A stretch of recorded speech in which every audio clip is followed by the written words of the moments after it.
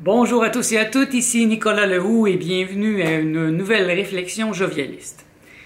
Aujourd'hui, le thème sera « Si vous êtes des moutons, vous serez tondus ». Le jovialisme est une philosophie qui a été créée par le philosophe André Moreau et moi j'étudie cette philosophie depuis près d'une dizaine d'années. Mais en fait, je me rends compte que je suis jovialiste depuis toujours. Il y a 5 ans, j'animais une émission de radio qui s'appelait Propos sur le bonheur et à tous les semaines, j'appelais André Moreau pour qu'il m'aide à mieux approfondir le thème de la semaine. Et j'ai pris des notes à cette époque, j'ai pris plusieurs notes et j'ai décidé récemment de vous partager ces notes parce que c'est un vrai cadeau qu'il me faisait. Donc, je vais lire des notes que j'ai prises à l'époque et en même temps ajouter des réflexions plus actuelles. Si vous êtes des moutons, vous serez tondus. Ah, c'est quelque chose de très actuel, hein? Ça l'était déjà à l'époque, mais présentement, on entend beaucoup le terme mouton, hein? Ou moutruche, genre des moutons qui font l'autruche. Pour tous ceux qui, présentement, ne sont pas capables de voir qu'il y a un complot, un coup d'État mondial. Beaucoup de gens sont des moutons aujourd'hui. Mais ce n'est pas d'hier, hein? Ce n'est pas d'hier. L'inauguration de la Porte Sainte à Québec, l'archevêque, il y a eu une inauguration d'une Porte Sainte à Québec et l'archevêque de Québec a dit « c'est la porte par laquelle passent les brebis ». L'aspect des moutons, hein, c'est quelque chose qui est très présent dans la religion catholique, le berger. Donc ça fait longtemps que le peuple est préparé à être un mouton, c'est pas quelque chose de nouveau.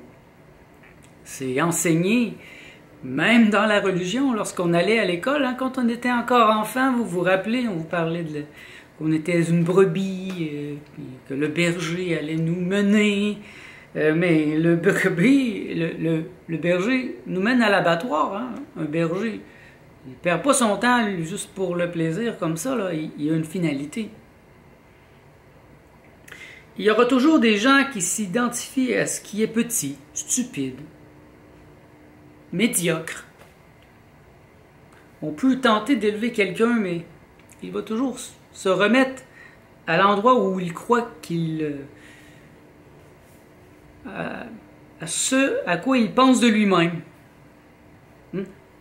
Faites attention à ce que vous pensez de vous-même. Si vous vous pensez comme une brebis, bien, vous allez être mentalement comme un mouton. Les jeunes se suicident, se mutilent. C'est notre autodépréciation inspirée du christianisme. Il y a 2 milliards de chrétiens sur Terre. Et ils se jugent indignes devant Dieu. Et c'est en progression. Hein? Moi, je me sais le Dieu vivant. Je me fais Dieu. Je suis Dieu. Mais si vous allez dire à un chrétien, est-ce que tu crois en Dieu? Bien, il va dire, bien sûr. Est-ce que tu crois que Dieu est tout? Bien sûr. Donc, tu es Dieu? Mais non, je ne suis pas Dieu. Vous voyez, il y a des problèmes dans la rhétorique d'un chrétien. Il n'arrive pas à se sentir Dieu. C'est cette humilité, là, cette humilité qu'on nous a enseignée depuis toujours. Je suis d'accord qu'il faut avoir une humilité, on sait, dans la vie, mais en même temps, il ne faut pas non plus se mettre à terre, se mettre à genoux sans cesse. Le mouton qui lèche la main de celui qui va le tuer. Hein? Il y a beaucoup de moutons présentement, c'est encore plus évident qu'avant, de tous ces gens qui acceptent les yeux fermés, les mesures complètement hallucinantes qui nous sont imposées. Hein? Présentement, on est en octobre 2020 et c'est passablement intense, là. Les bergers se sont fâchés, là. Jusqu'à maintenant, les bergers étaient très subtils et ils étaient tout en douceur et ça paraissait pas tellement. Mais là, depuis cette année, les bergers ont décidé que là, assez c'est assez. On a assez de moutons, là, on va arrêter de faire les gentils, et puis on va taper, là. On va taper sur ceux qui ne marchent pas au rang.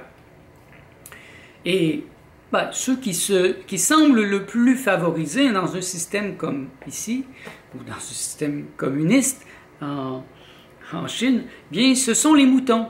Ceux qui disent oui, oui, eh bien, eux, ils vont avoir le droit de faire beaucoup de choses, hein. Ils acceptent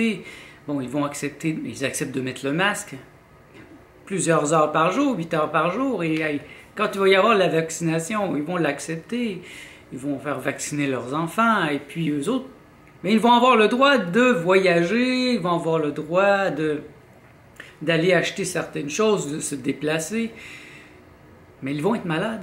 Ces gens vont être très très malades s'ils acceptent tout ce que les bergers sont en train de nous proposer. Et déjà, le fait de travailler 8 heures par jour avec un masque, c'est évident que vous allez développer des maladies, si ce n'est pas déjà fait.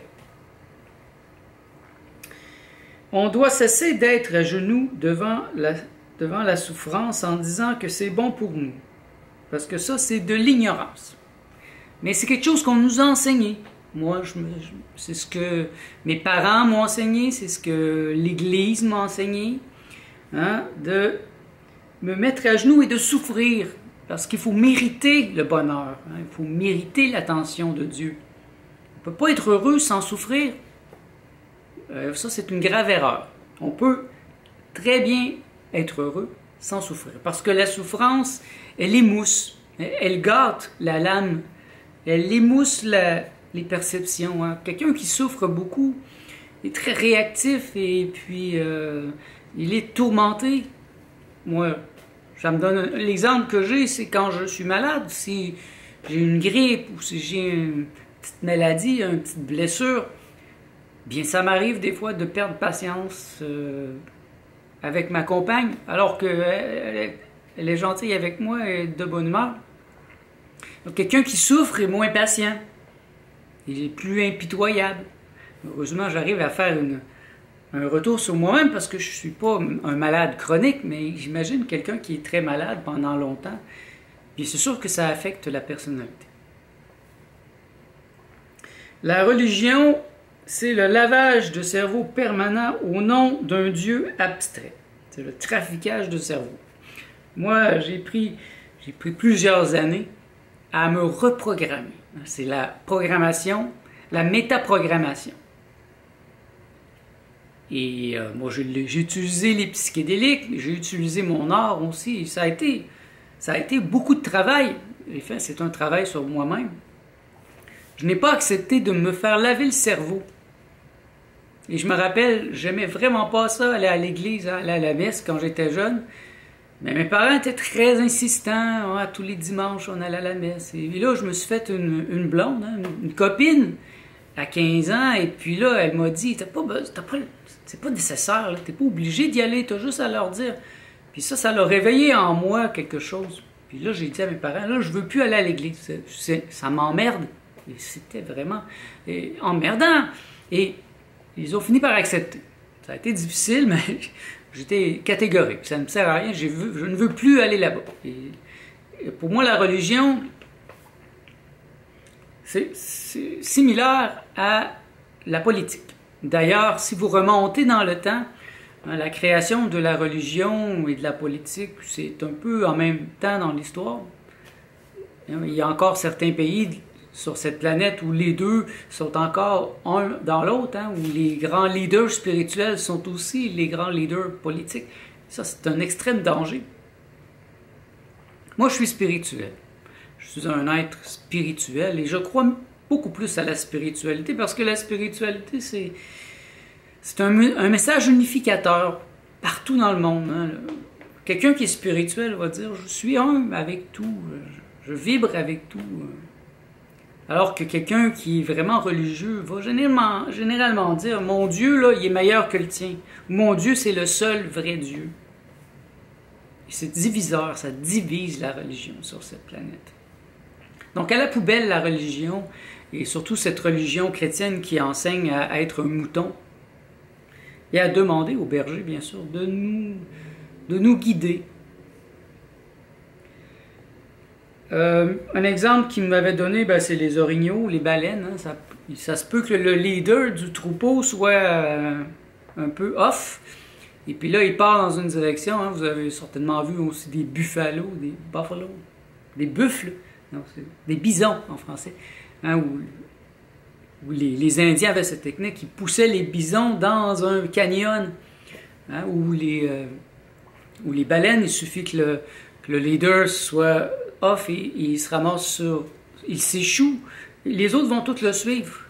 Cessez de suivre les gens qui se prétendent des leaders présentement parce que vraiment, là, c'est sûr, ils nous mènent vers l'abattoir. Ils veulent qu'on s'échoue complètement. Et pour qu'on meure. Moi, je ne suis pas les bergers. Non, merci. J'ai pas besoin de berger. Je ne suis pas un mouton, je ne suis pas un berger non plus. Je ne suis pas un prophète qui vient prendre la place du berger. Non, merci. Je suis plutôt un électron libre. C'est ça, je suis un électron libre. Je travaille sur ma liberté. Je pense ma liberté sans cesse et je questionne. Je questionne l'autorité.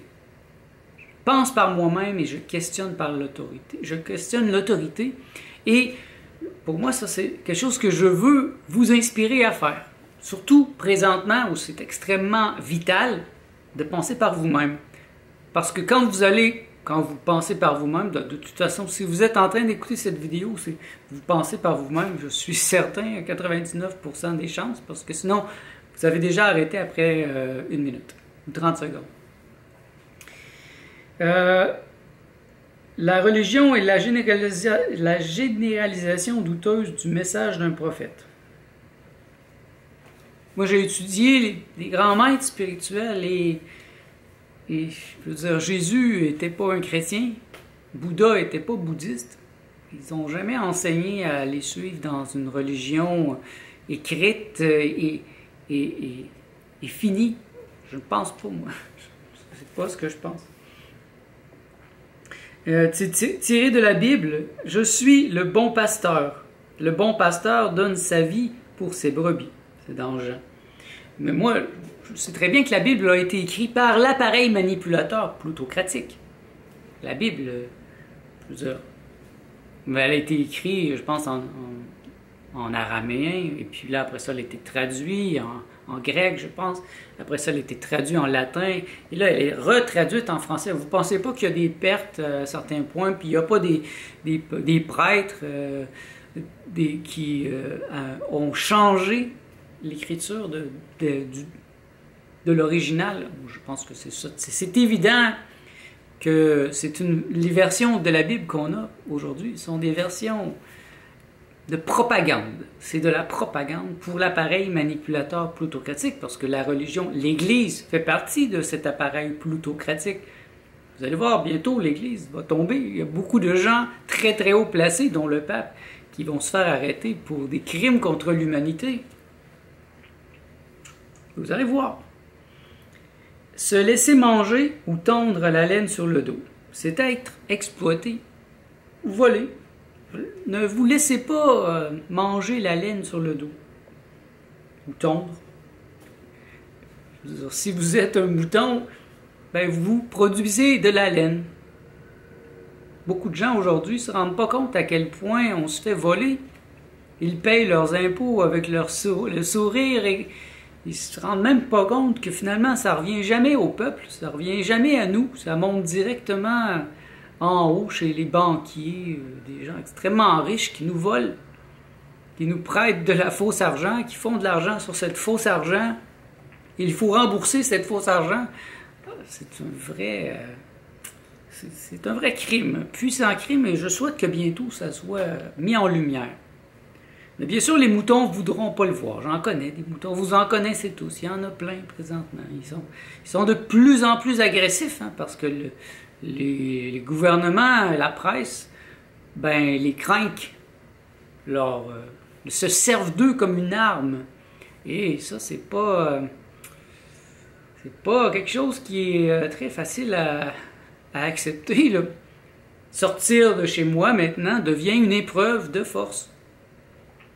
Hein, de rester dans mon centre, de ne pas tomber dans la peur ou la colère face à tous ces gens qui nous manquent d'égard.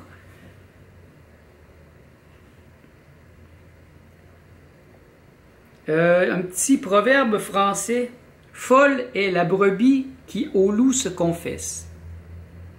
C'est comme avant, dans l'ancien temps ici au Québec, hein, les gens allaient à la confesse. Mais il y avait juste un prêtre dans un village, alors il se confessait à ce prêtre qui, lui, avait généralement un pouvoir politique aussi. Et combien de prêtres s'en sont servis hein, pour leur propre bénéfice. Un autre proverbe, qui se fait brebis, le loup le mange. Si vous êtes un mouton, ben c'est sûr que vous êtes très appétissant pour le berger. Hein? Même le loup, le berger, le loup, ça tourne autour de la bergerie et puis vous êtes sans défense. Alors qu'un électron libre, bien, il va tout simplement il se met sous la loi d'exception. Hein? C'est quelque chose que je remarque depuis le début, par exemple, de la crise du COVID, mais aussi depuis longtemps. Moi, je suis sous la loi d'exception. La majorité des gens, les moutons, sont sous la loi générale. La loi générale, c'est la morale, la police, les institutions. C'est ce qu'on vous dit de faire. Mais la loi d'exception, c'est mon être à moi, c'est mon éthique personnelle. Je suis un électron libre. Je me pense par moi-même. Si je décide de suivre le troupeau, je le fais généralement de loin et sans trop non plus m'immiscer dans ce troupeau. Malheur aux brebis quand le loup est leur gardien. Ça, c'est un proverbe russe.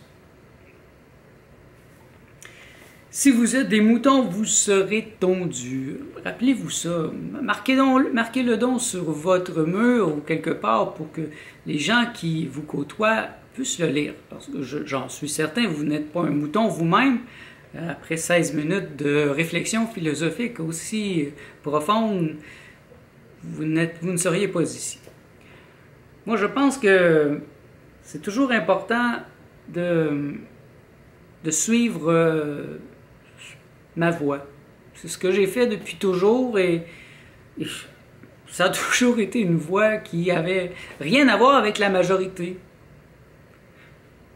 Je me rappelle, vers la fin de la vingtaine, j'ai commencé à expérimenter beaucoup avec les psychédéliques.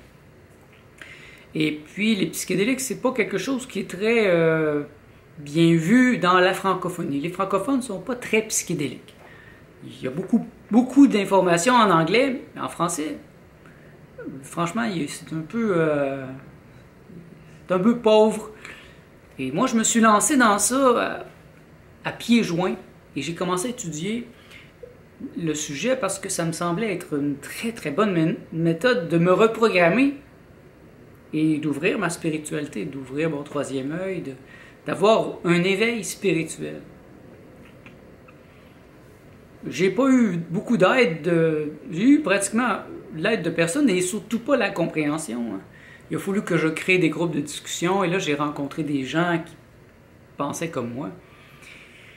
Et puis par la suite, j'ai rencontré André Moreau et sa pensée et là je me suis jeté à pieds joints dans le jovialisme, mais encore là, j'étais encore plus seul. Parce qu'il n'y a pas vraiment beaucoup de jovialistes présentement sur la Terre. C'est une philosophie trop avancée pour la majorité des gens. On leur dit « Soyez heureux sans souffrir, sans le mériter. » Ah, mais non!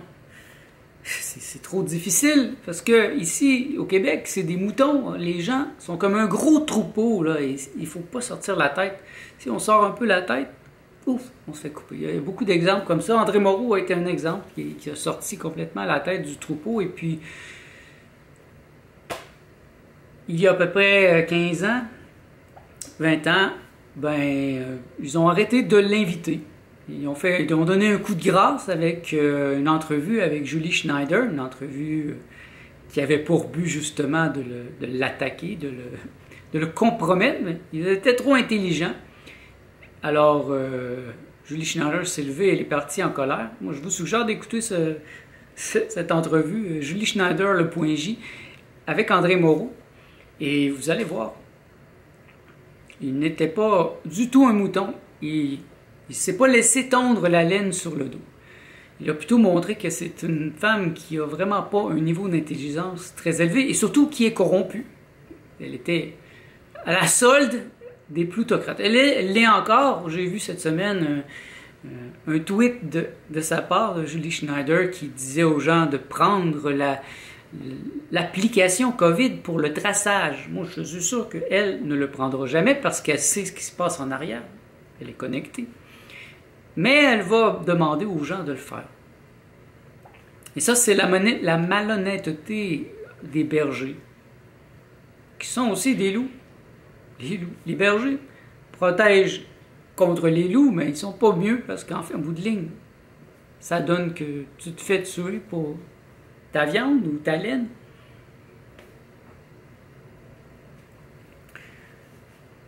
La loi d'exception me sert beaucoup présentement parce qu'il y a une intensité dans les grands changements planétaires et jusqu'à maintenant, je dois dire que je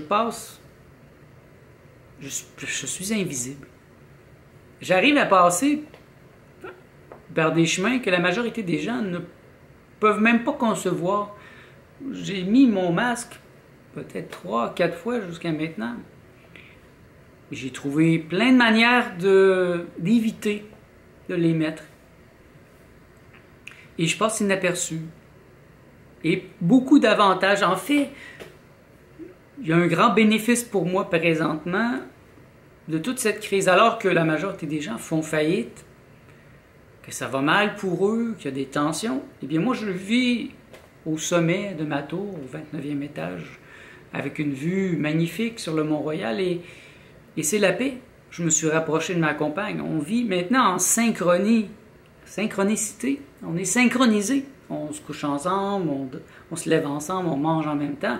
Bon, on est toujours ensemble, 24 heures sur 24 dans le même appart, et il y a une harmonie. C'est vraiment beau ce qui se passe. Et moi, je trouve ça beau parce qu'avant, elle devait se lever des fois très très tôt, partir pour travailler, elle revenait tard, fatiguée. On n'était pas toujours synchronisés, on ne mangeait pas en même temps. Mais le COVID nous a synchronisés. Et ça m'a permis de mieux connaître plusieurs commerçants parce que nous, puisqu'on ne veut pas mettre le masque, on les éduque. On va voir un commerçant ou un restaurateur, on lui dit on ne peut pas mettre le masque pour telle raison. Et là, on lui donne de la documentation et puis il est très content. Ça l'éduque. On a par exemple un restaurateur chez lequel on va chaque samedi, c'est délicieux, c'est végétalien et bien, lui, il ne peut pas mettre le masque parce qu'il fait de l'asthme. Et il y a des clients qui lui ont tombé dessus à cause de ça. Et il ne savait pas trop comment répondre. Il a répondu avec son cœur, mais les gens ne comprennent plus maintenant avec le cœur. Ils comprennent juste avec le rationnel. Et on est allé le voir et puis on lui a dit, nous autres, on avait ça pouvoir manger à ta place, mais on ne veut pas mettre le masque. Et puis on s'est rendu compte qu'il vivait quelque chose de similaire que nous. Et on lui a donné les documentations, le décret, les exemptions. Ça l'a beaucoup aidé. C'est devenu dangereux de ne pas être un mouton. Ça ne l'était pas tellement. Ça l'était quand même. J'ai vécu des moments difficiles dans ma vie, mais maintenant, il suffit par exemple de ne pas avoir de masque et puis on se fait regarder. On se fait regarder avec des couteaux dans les yeux. C'est assez intense. Et tous ces gens croient avoir compris qu'en mettant un masque, ils sauvent l'humanité. Alors qu'ils sont en train de se rendre malades, de s'intoxiquer, de briser leur santé à long terme, au moins à moyen terme. Parce que moi, quand je voyais des gens cet été à 40 degrés travailler avec un masque au soleil, Pourquoi? Pour quelques dollars qu'ils vont devoir payer en médicaments, de toute façon, éventuellement. Personnellement, moi, je l'aurais jamais fait. J'aurais trouvé d'autres manières. J'aurais renoncé à mon travail. Et si j'avais des enfants et qu'on me disait, comme la semaine passée, qu'il faut qu'ils mettent un masque toute la journée au secondaire, vous pouvez être certain que je me serais battu pour sortir mes enfants de l'école parce que j'aurais pas accepté de les rendre malades. Et c'est ça les moutons présentement. Les moutons, ils ont tellement peur qu'ils n'osent pas rien dire. Et là, on leur dit, mais mettez un masque à votre enfant 8 heures par jour. Ils ne veulent même pas voir qu'il va y avoir des conséquences graves, physiquement, mentalement, spirituellement aussi. C'est vraiment pitoyable ce qui se passe. Mais le plus pitoyable, c'est de voir les moutons qui acceptent ces règles-là sans se débattre, sans questionner. On en connaît, moi et ma compagne, on en connaît, avec des gens avec qui elle travaille, où elle doit fermer sa bouche parce qu'ils sont très virulents, ils croient au vaccin, mais on leur dit, ben si tu te fais vacciner, moi j'ai pas besoin de me faire vacciner, t'es vacciné. Ben, c'est vrai. Si on se fait vacciner, c'est pour pas attraper quelque chose, donc on ne devrait pas avoir peur parce que les autres se font pas vacciner. Mais non, ils ont plein de fausses pensées qui leur disent, ben non, le virus va muter. Mais à quoi ça sert de se faire vacciner si finalement t'es pas immunisé? Alors, c'est une rhétorique pourrie qu'ils ont, ces gens, les moutons présentement. Et puis, je leur souhaite pas du mal, mais ils se font du mal à eux-mêmes, en fait. Alors, sortez de la bergerie, donnez un coup de pied dans la bergerie, laissez les moutons, laissez-les pour l'instant, parce que si vous tentez de les éveiller, ils risquent de vous tuer, ou de vous écorcher. Moi, je prends mon chemin, je marche dans le petit chemin qui est le mien, et puis je cherche à vous inspirer à en faire tout autant et à réfléchir.